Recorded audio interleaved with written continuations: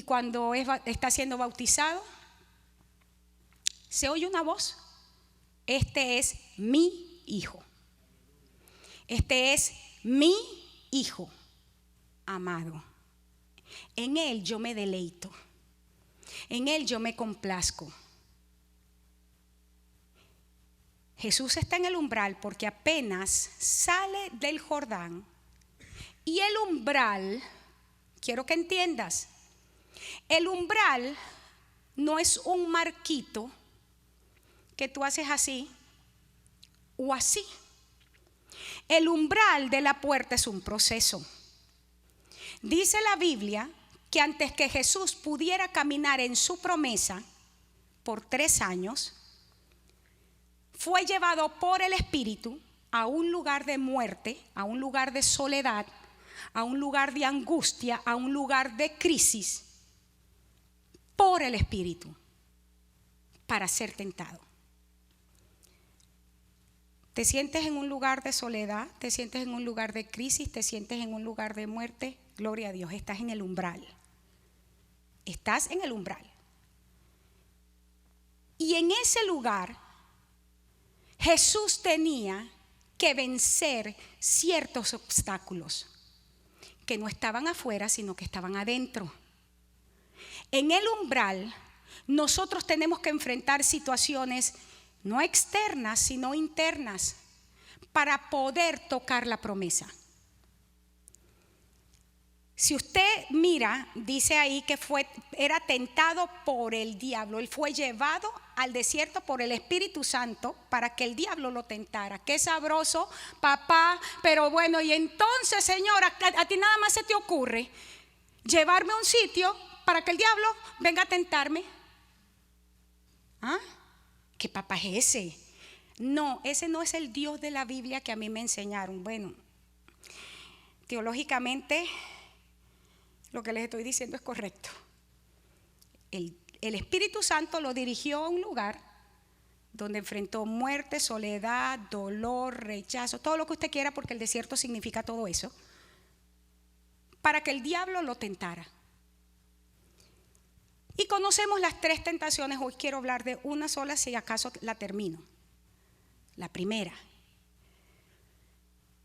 Porque lo importante en estas 3 cosas es entender lo siguiente. Satanás sabe que cuando estamos en el umbral de la puerta, Satanás sabía que ya después, como no pudo matar a Jesús, Satanás sabía si allí en el umbral Jesús tomaba un camino alterno para llegar a la promesa, podía pervertir la promesa. Óyeme en el nombre de Jesús lo que te estoy hablando, porque Dios me habló y a mí siempre Dios me habla con claridad. Y cuando Dios me habla, Dios no me habla para dile a fulanito que le voy a dar tal cosa, dile a fulanito que haga tal cosa. No, yo soy la profeta a quien Dios le dice: dile a mi pueblo que está en esta posición, este es el ataque del enemigo, pero estas son las estrategias. Amén. Estamos en un lugar donde estamos conscientes de nuestro llamado, conscientes de nuestros destinos, anhelantes de ver ese llamado en cumplimiento, pero estamos en un momento donde Satanás dice: ya no se la puedo robar porque no lo puedo matar a él ni le puedo matar la promesa, pero yo puedo hacer que él pervierta su promesa. Y en las 3 tentaciones encontramos cómo Satanás utilizó caminos alternos para que Jesús pervirtiera la promesa del Padre. La primera la conocemos al dedo, la segunda también y la tercera. ¿Qué le dijo? Si usted lee en el verso 2 de Mateo 4, dice que después que ayunó 40 días y 40 noches tuvo hambre. Oye, qué bíblico, ¿verdad? O sea, qué revelación hay en eso. No se necesita la Biblia para saber que una gente que no ha comido en 40 días y 40 noches tiene hambre, ¿verdad? Verso 3. Y en ese momento llegó el tentador. ¿Cuántos años estuvieron Israel en el desierto antes de ser posicionado frente a la promesa? El día que estaban ahí, porque fueron 38 años cuando se pararon por segunda vez, pero si cuentas los años anteriores, en total fueron 42 años. 42 años. Se dice 40, pero 42. ¿Cuántos tuvo Jesús aquí? Y mira esto. Satanás sabe entonces que si tú tomas el camino alterno, estoy hablándole a todos en esta noche, vas a pervertir la promesa. Tuvo hambre y entonces vino el tentador. La palabra tentador allí, fíjense que no dice y vino el diablo a tentarle, sino que entonces ahora toma el sustantivo y dice ahora viene el tentador. Y la palabra tentador es la palabra peirazo, que significa alguien que prueba, pero usando un esfuerzo para incitarte a que tomes una decisión. Implica la intención deliberada de ese alguien que apela a tu voluntad. Ese es el tentador. La tentación siempre viene en el plano de nuestra voluntad. Uno de los énfasis de Dios en estos días fue: necesitamos aprender a obedecer por principio. Necesitamos pasar de 1 de Corintios 12 a 1 de Corintios 13. Nosotros sí creemos en el Espíritu Santo, en los dones, en el poder, en la autoridad de Dios, echar fuera demonios, hacer que la enfermedad se postre en el nombre de Jesús. Yo creo en milagros, señales y prodigios, pero hay un camino más excelente. Necesitamos desarrollar una mentalidad que obedece por principio. Eso se llama madurez. Dice que el tentador entonces es alguien que de manera deliberada viene a ejercer fuerza, a incitarte de manera violenta para que en tu voluntad tomes una decisión fuera de lo que Dios te está diciendo. Pero ¿cómo? ¿Cuándo vino el tentador? Si usted ve, si usted quita el numerito 3, porque la forma como la Biblia está escrita, verso 1, verso 2, verso 3, pero así no se escribió la Biblia, se escribió como una carta.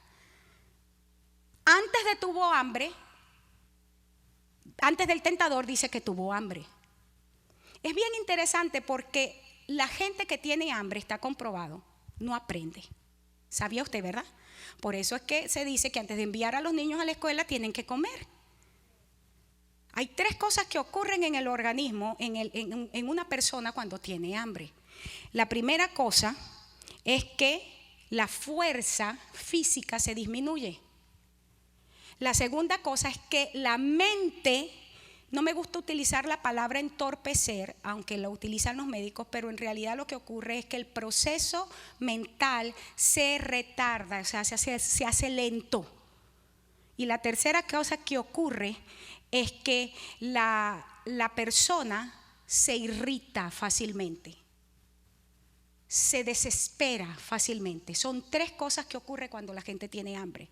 Es el momento más vulnerable para que el tentador venga. ¿Qué significa que la gente tiene hambre? Significa que en ese tiempo de crisis que ha tenido usted, pero que está en el umbral, ¿sabe lo que le pasa a la mayoría de la gente? 95% de los cristianos hacen esto. Deciden que se las saben todas y no voy a escuchar lo que están diciendo. Y empiezan a morirse de hambre. Deciden que saben tanto de Dios que no necesitan escuchar a más nadie, porque ya ellos se lo saben. Y Satanás sabe que usted está, como dicen en inglés, starving. Entonces mira lo que viene el diablo, porque quiero recordarte que si tú cedes a la tentación,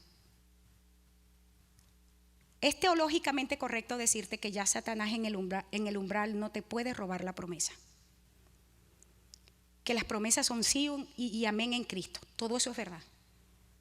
Pero también es teológicamente correcto que en el umbral perviertes la promesa. Si cedes a la tentación del diablo. Así de simple. A mí me enseñaron, me sabe lo que te enseñaron. Yo sé lo que dice la Biblia. Si en el umbral de la puerta tú cedes a la tentación, tu promesa se pervierte. Veamos. Primera tentación. Si eres hijo de Dios, quiero que vean en sus Biblias, o quiero por favor alguien que se ponga en el proyector porque quiero mostrarles algunas cosas. Búscame en la Biblia, pon Mateo 4, verso 4, 3 y 4. Porque quiero que vean aquí la estructura que está utilizando el diablo, que es sumamente sutil. Satanás es bien sutil. Yo enseñaba en una de las clases de mentoreo que la mentira tiene más de verdad que de mentira, ¿sí o no? Ok, veamos esta mentira. Me lo ponen allí, por favor. Ayuda un momento allá, Marta. Miren ahí en sus Biblias, dice, Satanás le dice, sí, y utiliza el condicional. Ahí no es un sí de afirmación, ahí es un sí condicional. En español es más difícil verlo, pero en inglés es fácil. Ahí no utiliza yes, ahí utiliza if, ¿verdad que sí? El sí condicional. Ok, me lo van poniendo. Si eres, y luego utiliza la frase hijo de Dios. Volvamos a la frase cuando Jesús está siendo bautizado, se suelta la voz y la voz dice, este es un hijo amado. Así dijo la voz. Este es mi hijo amado. Este es mi. No dijo, este es uno de mis hijos amados. No. Este es mi, que es único. Hablando de Juan. Pero ahora Mateo. Vamos a Mateo. Mateo 4. ¿Qué pasó allí? Pónganlo bien. ¿No tienen la Biblia en esa computadora? Necesitan tenerla. Este es mi hijo amado, determinativo con posesión. Se está utilizando un posesivo, pero que determina. Y la palabra que está utilizando Satanás es un general. Si tú eres hijo, no está diciendo si tú eres el hijo. ¿Lo está mirando? Todo era correcto. Le está sumando un sí condicional para traer la duda, porque la primera tentación no es ningún hambre. Olvídese de eso. La primera tentación consiste en robar tu identidad y bajar tu autoestima. Este es mi hijo amado y yo me gozo en él. Y el diablo le dice, si tú eres hijo, ¿qué hace entonces allí? Si tú eres hijo, dile a las piedras que se conviertan en pan. Ahí lo que hizo el diablo fue, Dios el Padre lo sube a la categoría de mío único amado. El diablo lo baja a la categoría de montón, cualquiera, desconocido, común y silvestre. ¿Está entendiendo? ¿Está entendiendo? ¿Amén o no amén? La primera tentación es hacerte creer que eres común y silvestre. La primera tentación consiste en bajarte tu estima en Dios. La primera tentación que el diablo viene a traerte cuando estás en el umbral para poseer la promesa es hacerte creer que tú eres uno del montón. Este es mi hijo. Esa es la primera cosa. ¿Qué quería el diablo? ¿Por qué el diablo quería tentarlo ahí? Porque está comprobado que el ser humano, cuando le toca la autoestima, enseguida responde para probarle a los demás lo que tiene. ¿Sí o no? Si Jesús caía en la tentación de probarle al diablo que él sí era especial, pervertía la promesa. ¿Sabes cuál es el problema más serio en el umbral entonces? El primer problema, que en el umbral que se llama desierto, porque la promesa la estás mirando, en el umbral que se llama desierto, Tú quieres probarle a todo el mundo lo especial y lo maravilloso que eres. Que sí eres. Déjame decirte, sí eres. Sí eres, porque el Señor te lo ha dicho. Sí eres. Y si no lo has escuchado del Señor, la Biblia te lo dice. Sí eres especial. Sí eres en Dios. Pero el problema consiste cuando tú quieres probarle a los demás que eres especial. Cuando en el desierto tú tienes que validar delante de los demás tu identidad. Si aquí viene alguien y entra a esa puerta y dice, esa mujer que está predicando no es mujer, es hombre. ¿Usted cree que yo me voy a poner a discutir con eso? A mí me sabe que me diga que soy hombre. Porque yo luzco mujer, tengo rol de mujer, me he visto como mujer, como mujer, me siento mujer, nací mujer, morí, voy a morir mujer. No voy a discutir con eso. Ay, eso es demasiado obvio, pastora. Sí, debería ser también bien obvio para ti y sin lugar a discusión quién eres en el Señor. Tú no necesitas probarle a nadie lo que Dios ha dicho de ti. Porque cuando lo haces estás cayendo en la tentación. ¿Vamos entendiendo? Estamos en el umbral. Y sí vamos a tener las promesas. Sigue. Porque entonces cuando viene y completa la frase. Dijo, meto el condicional, lo bajo de categoría de especial a el del montón, uno del montón. Y a eso le sumo, ahora sí va a apelar a su necesidad física.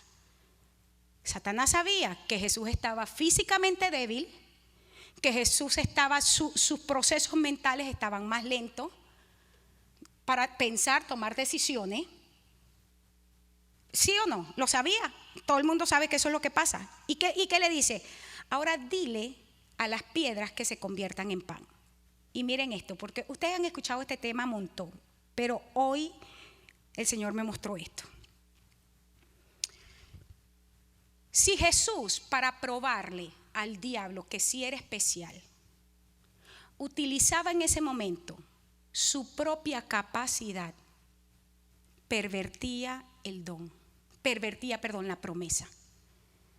Porque Dios no le estaba diciendo opera en esto. Era Jesús respondiendo a su necesidad de validación o de autovalidación. ¿Entiende?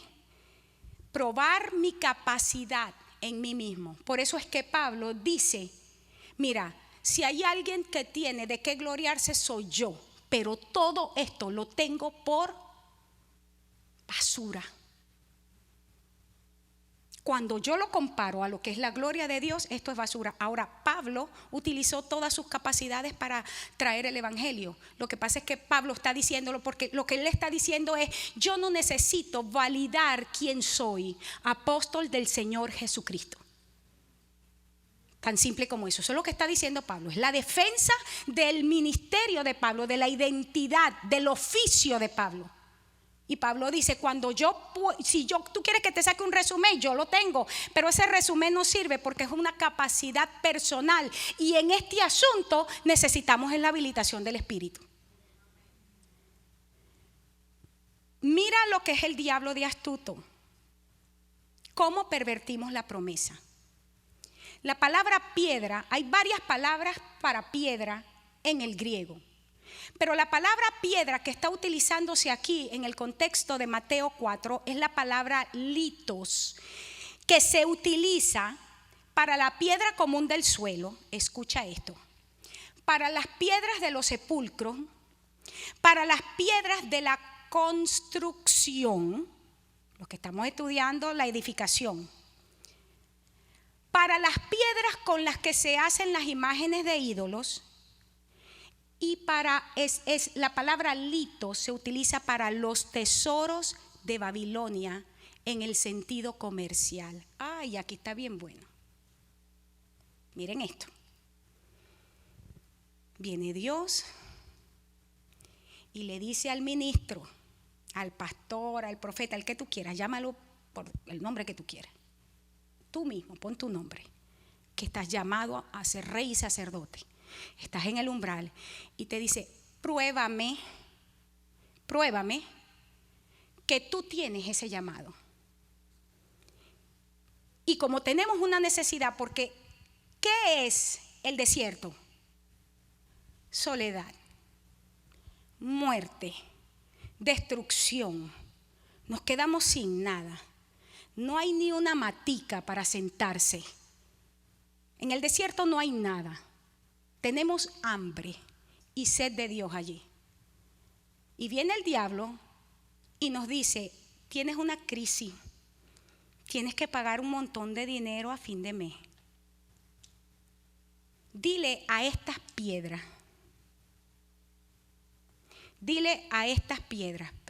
Pedro dice que nosotros somos piedras vivas. ¿No lo dice? Para la construcción de la pared, del edificio, que es el templo donde Dios habita. No son esas. Entonces dice, Corey, tienes una necesidad, dile a estas piedras que se conviertan en la provisión. Yo primera vez que lo veo así. Ay, Señor, entonces ¿será que si estamos pervertidos en la iglesia? ¿Hay perversión o no? Y ¿sabes lo que hacemos los ministros? Aunque yo me puedo excluir, pero me voy a incluir por respeto a los que visitan. Que nosotros venimos y hacemos que estas piedras se conviertan en pan para mi hambre. ¿Entiende? ¿Lo entendió? Y elitos entonces se convierten en imágenes, en acera, y por eso es que tenemos ministerios que son ídolos. Y por eso es que tenemos ministerios que son Babilonia, un trueque allá adentro. Tú me das y yo te doy. Yo no lo estoy sacando a las greñas. Eso es lo que significa. Satanás le está diciendo, ¿de verdad tú eres hijo? Bueno, eres del montón. Pruébame que tienes la capacidad para hacer que las multitudes suplan tu necesidad. ¿Cuál era la necesidad de Jesús? Traer muchos hijos al Padre, porque Él dijo, la obra de mi Padre es la que yo hago. Y Jesús vino como el precursor. Por supuesto, Él era el Mesías, Él era el mismo Dios. Pero Jesús, uno de sus ministerios es que Él fue precursor. Y por eso es que hoy nosotros somos llamados la congregación de los santos, la compañía de los primogénitos. En Dios no hay hijo segundo ni hijo tercero. En Dios todos somos primogénitos. En Juan dice que Él envió al unigénito. Para ese momento Él tenía uno solo. Pero ahora somos la congregación de los primogénitos. Es decir, de los que heredamos doble. Amén. Y el diablo le está diciendo, pruébame que en estos 30 años desarrollaste la capacidad para que las multitudes te escucharan. ¿Para qué tienes que ir a la cruz? Si tú en tu habilidad que has desarrollado en 30 años con lo que has aprendido, puedes utilizar tu palabra, tu verbo. Pero mira, es que tú hablas buenísimo, tienes una capacidad de convencimiento. Haz que esta gente se haga hijo de Dios. Pervertir la promesa, porque el camino era la cruz. El proceso era Gólgota. ¿Estamos entendiendo a dónde voy llegando? Ya son las 9. Yo sabía que no podía haber más, pero quiero terminar, por lo menos poder concluir este primer punto. La verdadera tentación en el umbral, la primera tentación en el umbral, es que el diablo quiere hacernos ver oportunidades de oro donde lo que hay es puro charco. Nos quiere hacer pasar plástico por oro. No me puse nada. Y nosotros, perdónenme la palabra, nadie se ofende. Bruto. Me encontré una joya. Muchacho, esto no cuesta ni 10 centavos. Esto es lo que yo llevo a América Latina cuando voy a misiones. Todo esto. ¡Qué bello! Eso está espectacular. No cuenta ni 10 centavos. Y Satanás te hace que te hace ver lo que no existe. Vamos entendiendo. Yo declaro en el nombre de Jesús que usted está recibiendo. La palabra pan que se utiliza en este preciso contexto es la palabra hartos. Es la palabra que se utiliza para hablar del pan de la preposición. ¿Se acuerda cuál era ese pan? El pan consagrado, el pan que se ponía en la mesa. Ese pan era interesante porque ese pan era una torta pequeña que solamente se cocía, estaba hecha de harina, agua y se cocía de manera redonda, era redondo. No se podía cortar ese pan, sino que se partía. Por eso es que usted ve a Jesús en la comunión, ¿qué hizo? Partió. Y después Jesús, hablando de sí mismo, antes de la comunión, dijo: este es mi cuerpo que por ustedes es partido. Es esta palabra, hartos. Y mira esto, esa palabra hartos tiene que ver con el pan que se consagraba al Señor el día de reposo. ¿Sabes lo que el diablo le estaba diciendo a Jesús? Ay, Dios mío, líbranos. Le estaba diciendo: estas piedras que son vivas, santas, apartadas para Dios, conviértelas en tu lugar de mercadeo. Sácales provecho. Córtales la lana, para eso están ahí. Ordéñalos. Si no dicen, sácales la leche. Y ustedes son consagrados para propósitos especiales. Hombres de Dios, yo no niego.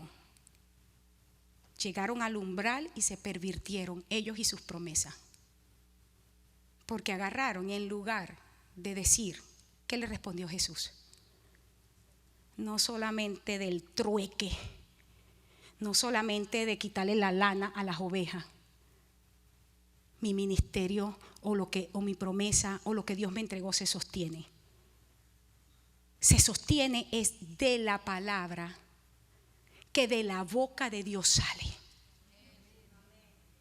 Y cuando yo me rehúso a caer en te utilizo para mi provisión, ahora cámbialo, porque me estoy poniendo yo de ejemplo principal y los ministros, pero yo quiero que tú te veas a ti,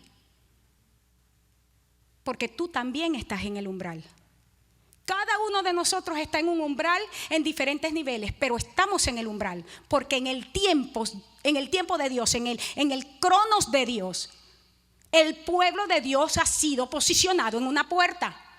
Yo no quiero esa puerta, te guste o no, estás en la puerta. Y si no estás en la puerta es porque eres hijo del diablo, porque los hijos de Dios están en la puerta.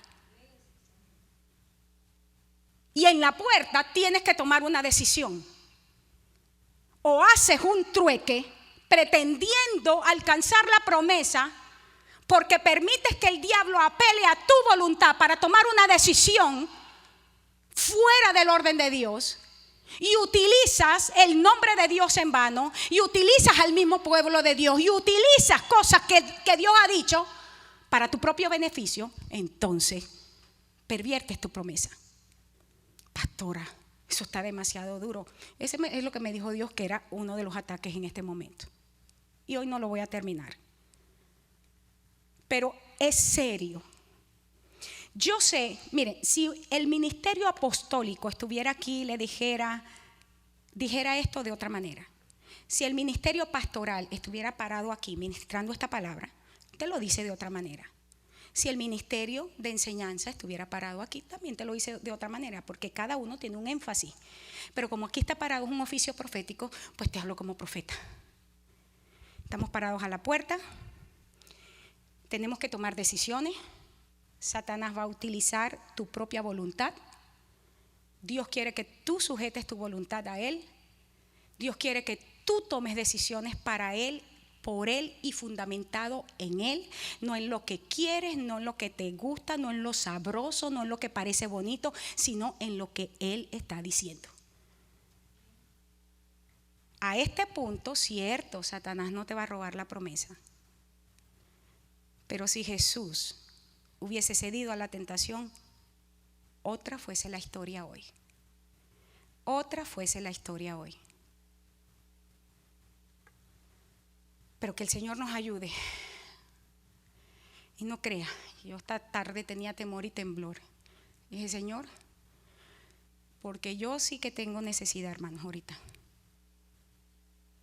Claro. Tengo hambre y sed.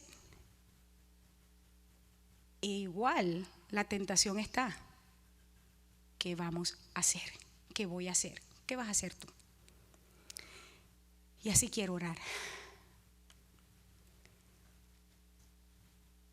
Iglesia, yo los amo profundamente.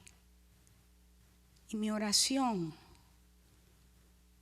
ha sido en estos días que la fortaleza del Espíritu venga sobre cada uno de ustedes para que puedan mantenerse firmes en este tiempo y no pierdan ni un centímetro de lo que Dios les ha entregado hasta este día.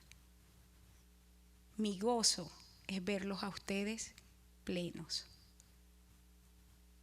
El deseo de mi corazón es verlos a ustedes heredando todo lo que Dios ha dicho de ustedes y todo lo que Él ha preparado para ustedes. Es el deseo de mi corazón.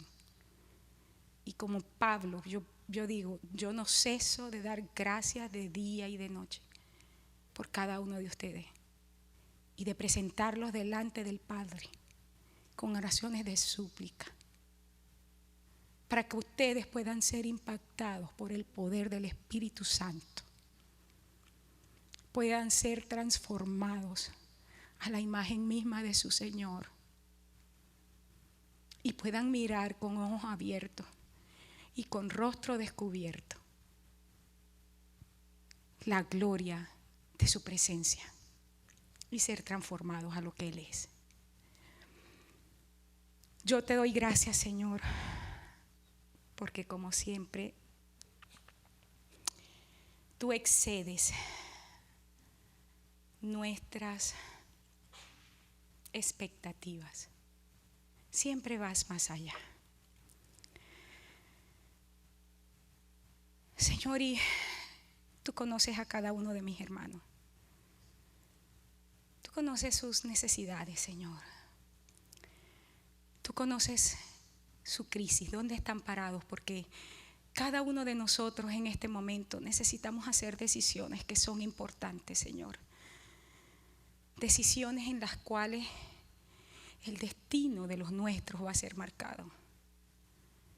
Señor, y yo como persona, como madre, como esposa, como mujer, yo puedo entender a mis hermanos, Señor. Porque ciertamente, Señor, no queremos equivocarnos.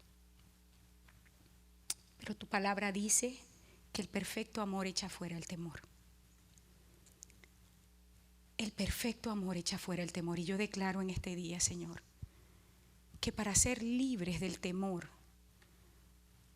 proclamo en el nombre de Jesús que hay una revelación del amor de Dios diferente en nuestras vidas, en una dimensión distinta. Recibimos una impartición de tu amor en este momento, de manera diferente, en el nombre de Jesús. En el nombre de Jesús. Desde el más pequeño hasta el más grande, Señor. Desde el más chico hasta el más adulto. Porque todos estamos necesitados de ti. Profundamente, Señor. Y ninguno de nosotros quiere ver el propósito destruido por el diablo, ni pervertido, no, Señor. En el nombre de Jesús. Amén. Me gustaría pedirles que tomemos unos minutos más. ¿Qué se me hizo Juan Marco? Hasta arriba. Ay. Ustedes dirán, ¿cómo está suspirando la pastora? No es cansancio, es que arriba estuve a punto de caerme 4 veces. Y usted sabe que yo no soy emotiva. A mí no me gusta andar rodando por el suelo. No, o sea, que si usted ve que yo me caigo es porque de verdad a mí el espíritu me tumba. Mientras me pueda aguantar, me voy a aguantar. Si me agarra en un lugar donde no me puedo aguantar, pues me tumbo.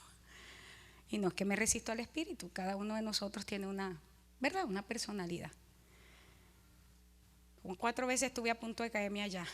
Cuando yo me senté, porque, como dicen en mi país, las paticas me temblaban así. Y yo no sufro de miedo escénico, ¿no? Wow, y lo mismo estoy sintiendo en este momento. Yo siento y sé que no es emoción. Yo siento una necesidad profunda en este momento de ser revestida de parte de Dios en áreas específicas. Y como yo sí creo en la ministración del cuerpo, usted sin moverse simplemente se va a voltear y a la persona que tiene al lado le va a ministrar, se van a ministrar mutuamente. Y va a ministrar de esta manera. El único que puede fortalecernos para tomar decisiones correctas en este tiempo es el Señor. Mire, no viene por un curso de mejoramiento personal, no viene porque usted se pegó con alguien que tiene visión, eso no viene por eso. Solo viene del cielo. Y usted necesita recibirlo. Yo necesito recibirlo. Así es que ponga su mano sobre el que está a su lado y ministre. Ministrense unos a otros la fuerza que viene del Espíritu. Tomen unos minutos, sinceramente,